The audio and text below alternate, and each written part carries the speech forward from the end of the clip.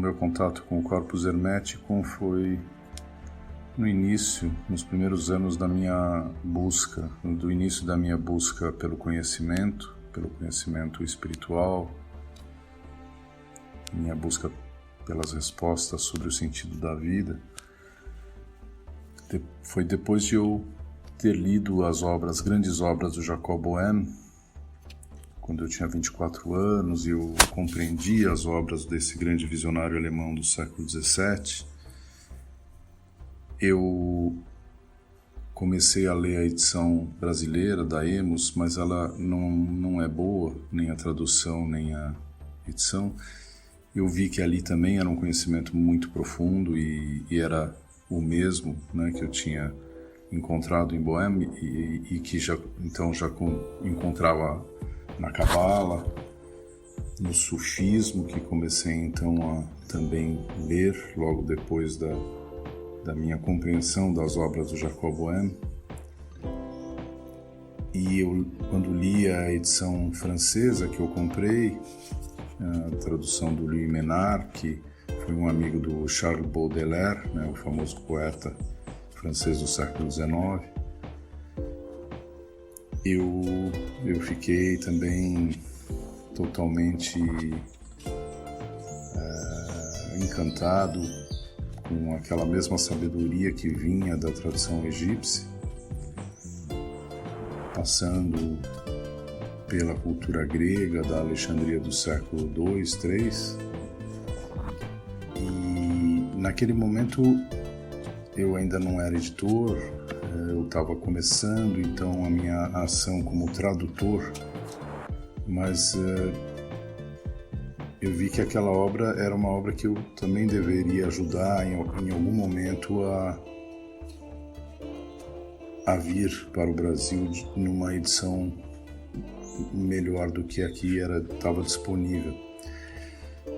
Mas como a minha prioridade então passou a ser publicar as grandes obras do Jacob Böhm, traduzir e publicar, o que foi acontecendo nos 10, 15 anos seguintes. E aí eu encontrei também o Plotino, que era inédito, totalmente inédito em português, o grande Plotino, século III, também na Alexandria. Eu comecei a traduzir o Plotino, então em 1997, eu li o Plotino em 96, também vi que era urgentíssimo publicá-lo no Brasil. Eu tinha recém-aberto a Polar, a editora, né, que eu criei em 1996 e que está ativa, né, muito ativo até hoje. Eu vi que então o Plotino naquele momento era mais importante porque ainda era totalmente inédito e o Corpus pelo menos tinha uma edição ruim, mas ela existia. E quando eu, depois de 3 anos de trabalho de tradução de 12 tratados das Enéadas do Plotino, consegui publicar o Plotino, eu coloquei como meta publicar o Zohar, né, o livro do esplendor da Cabala, do século XIII, que era outra das lacunas importantíssimas em língua portuguesa, né? E aí encontrei uma edição boa, com 2 partes do Zohar, não o Zohar completo, que é uma obra muito volumosa, né? Eu não teria condições com a minha pequena editora de realizar uma publicação desse porte como do Zohar completo. Então eu encontrei essas 2 partes do Zohar, também acompanhei os trabalhos de tradução por 3 anos até a publicação da edição do Zohar em 2006. Continuei publicando obras do Jacob Böhm nos anos seguintes e outras obras da Polar, até o momento que eu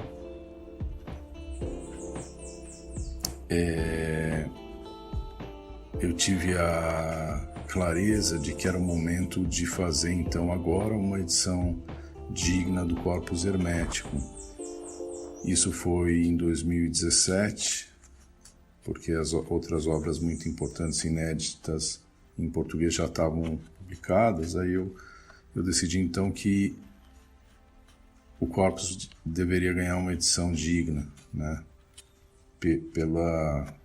importância que ele tem e pelo conteúdo do Corpus Hermético, né? Que é uma obra, assim como Plotino, de muito mais fácil compreensão do que o Jacob Boehme, o visionário alemão do século XVII.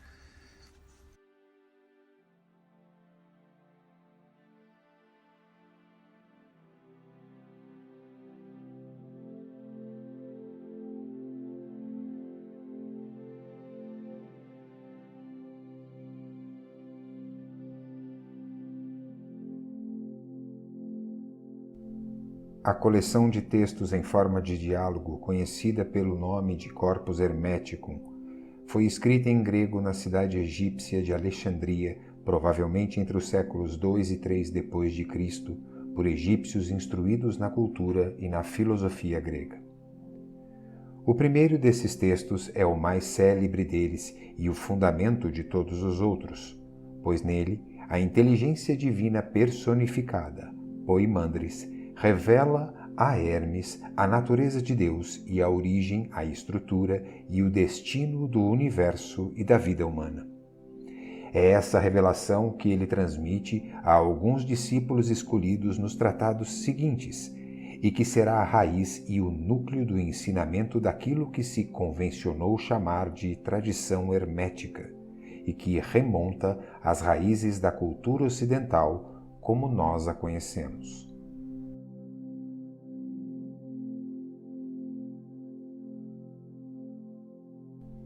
Hermes Trismegisto, a quem é atribuída a autoria destes textos, é a sobreposição do deus egípcio Tote ao seu equivalente grego Hermes, de modo que as funções principais deste último como mensageiro e intérprete dos deuses são englobadas pelas funções mais amplas de Tote, deus da sabedoria, deus articulador da palavra divina, primeiro-ministro do Deus Supremo, escriba do Deus Supremo, seu mensageiro e executor da justiça divina.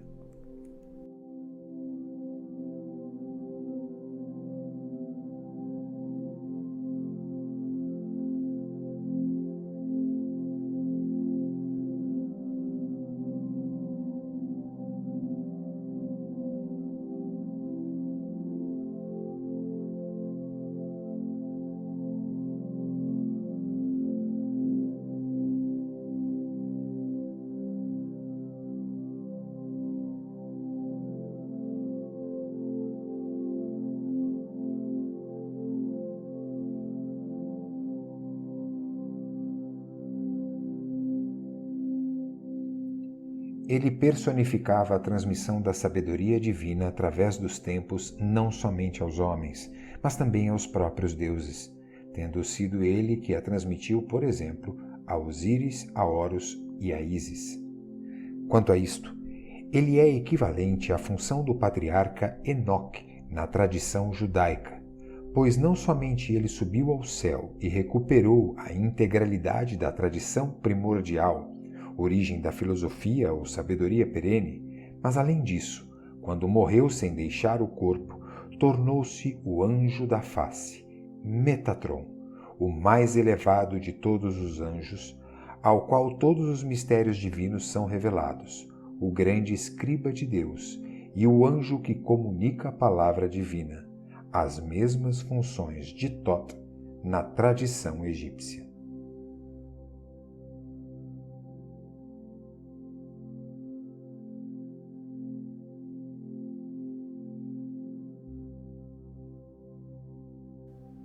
Nos próximos vídeos conheceremos algumas passagens deste magnífico ensinamento.